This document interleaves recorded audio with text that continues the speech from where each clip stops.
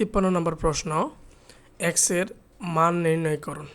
আমরা আগের প্রশ্নগুলোতে করলাম যে শুধু মান নির্ণয় করুন, এখন বলছে যে এক্সের মান নির্ণয় করুন।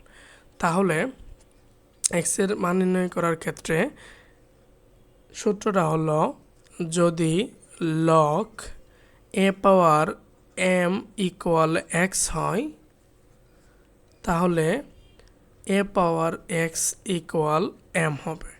ঠিক আছে, এখন এটা আমরা একটু বসাই। দেওয়া আছে লগ 10 পাওয়ার এক্স ইকুয়াল -2,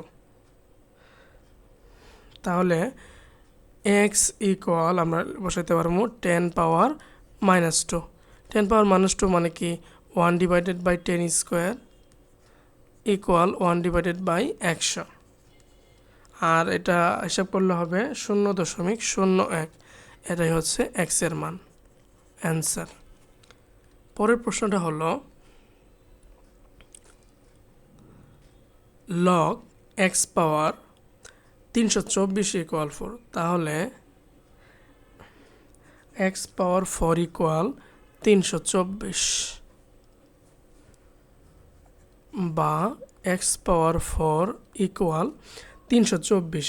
এখন এই 324কে লেখা যাবে 3 পাওয়ার 4 ইন্টু 2 পাওয়ার 2।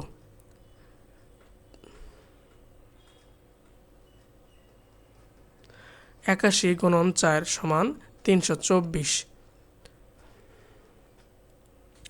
তারপরে 3 পাওয়ার 4, এখন এই যে 2 আছে, 2 এর যদি আমরা পাওয়ার 4 নিয়ে আসতে চাই, তাহলে √2 পাওয়ার 4। ঠিক আছে, কিভাবে?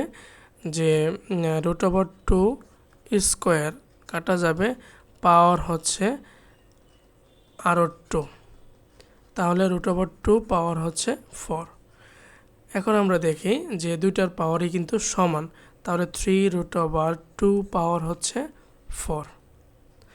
কারণ একটাই, কারণ আমাদের বাম পাশের পাওয়ার কত আছে? 4 আছে, এর জন্য আমাদের 4 নিয়ে আসা।